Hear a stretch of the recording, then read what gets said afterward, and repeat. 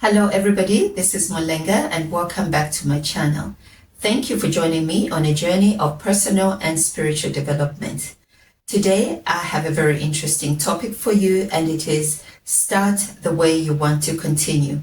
I first heard this term from a mentor of mine. She's a friend but also a mentor, somebody who's lived a little bit more years than I have. And she said that was one of the life lessons that she could pass on.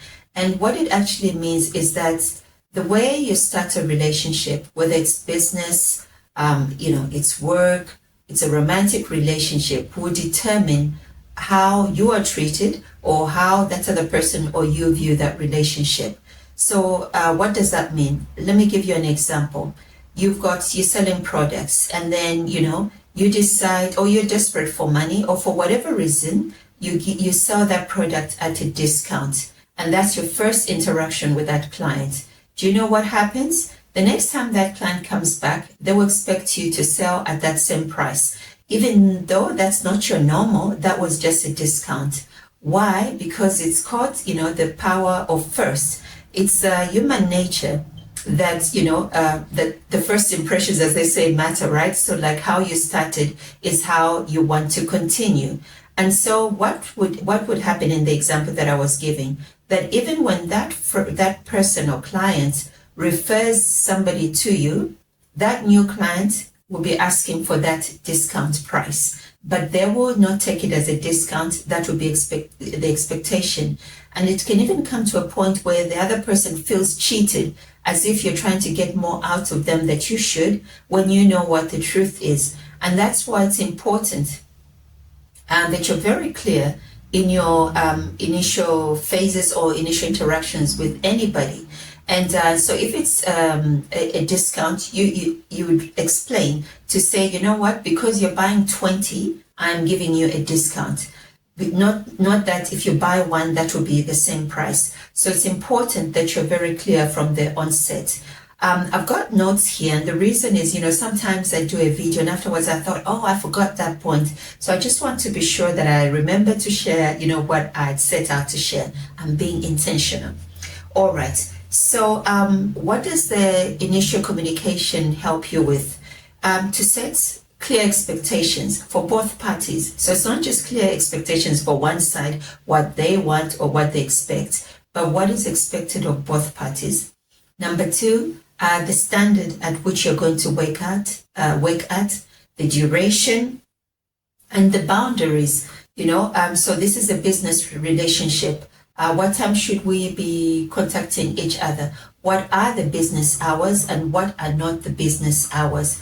And sometimes, somebody can cross what you say a line, not because they're being disrespectful, but because those boundaries were not set. So you have to make sure that that you communicate clearly, that both sides communicate clearly what the boundaries are.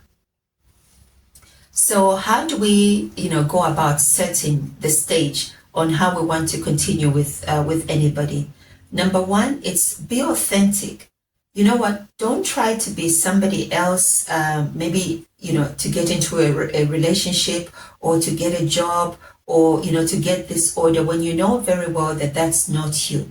Be authentic. And if something does not align with your values or your goals, just, step away from it. Then that's not your, it's not yours. It's for somebody else for whom that deal or, that business transaction or that guy or that girl is for. Don't lower your standards, for the moment so that you catch them or you get the deal. And then afterwards, you want to renegotiate the terms. So be authentic, understand who you are and what you're about.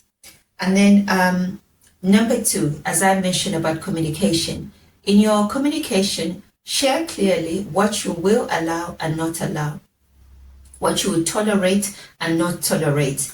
And we do that in communications, and we also in verbal communication, but we also do that in our action. So let's say somebody has invited you for a business lunch, or it's even, a romantic lunch, right? But while you're seated with them, they're busy texting, they seem distracted, if you put up with that on that initial, that initial interaction, they'll assume that you are willing to tolerate that, and so you can expect more of the same. But if you say, listen, it seems like you're very busy. Let's meet when we both have the time, or you know what, I think, just go on and do what you need to do. You are showing that person that you will not tolerate that behavior. So you're being authentic and you're also communicating. And then, number two, it's setting boundaries. Obviously, by you reacting that, you've set a boundary of what you will tolerate and will not tolerate. And then think long term, right? Ask yourself this question: this that I'm tolerating, or is it something that I can sustain, for a week? Is it something that I can sustain for a month or even years? This discount that I've given, this large discount that I've given, is it something that I can sustain? Can my business operate if I start selling my products at this price? Is this how I want to continue with this person? Or maybe the better thing would be for me to outline the value that I'm bringing to the table, the value that this product will bring to the person, so that I can retain that right price, which is fair, rather than underselling just to get that deal, because you find that in the long term you lose out. So ask yourself the question, can this be sustained over the long term? And if the answer is no, then just don't do it. Don't start that way. I mentioned about being authentic, not undervaluing yourself or pretending to be something that you're not, because that can be sustained over the long haul. Eventually, you will show that you don't want this guy talking to other women while they're with you, or eventually you will show that you don't like this person arriving late, even though you had pretended initially that it was okay with you. So be authentic. And then number five, I wasn't giving numbers, but this is number five. Be consistent, right? Because consistency on your part shows that you mean business and that you are who you say you are. It's consistency shows that you're dependable, you're reliable, and that you are the person they're talking to. You didn't bring your ambassador, or whether it's the better ambassador or the coolish ambassador. You brought yourself, and then people will know that when they are dealing with you, they're dealing with the real you, and that causes other people to be authentic as well. And what happens is, when you are like that, the right deals will come to you and the wrong deals will leave you, and you'll be happy that they left, because you were authentic. What I've noticed in business especially, right, is that whenever I have issues, during the course of a business transaction, I always trace it back to how that business transaction, maybe in the excitement, we cut corners, or we'll deal with that later, or we'll discuss that later. And you find that everything that you had postponed to talk later is the thing that bites you. So one of the things that I've just made very clear and very intentional from the onset of this year is that there's certain deals that I will not take, and I'm busy putting things on paper, that when I want to interact in this business arena, this checklist has to be met. All the boxes have to be ticked. If they're not ticked, then I'm not proceeding. That means that deal is not for me. And that means you have to trust God and not become desperate, thinking, if I lose this one, that means another one won't come. The right one will come and the wrong one will go. The right woman will stay, the wrong one will go. The right guy will stay and the wrong one will go. And you actually want that, instead of pretending to be something or accepting standards that you know very well that will not be sustained over the long haul. And then what happens when we don't set the right tone for our interactions and our transactions?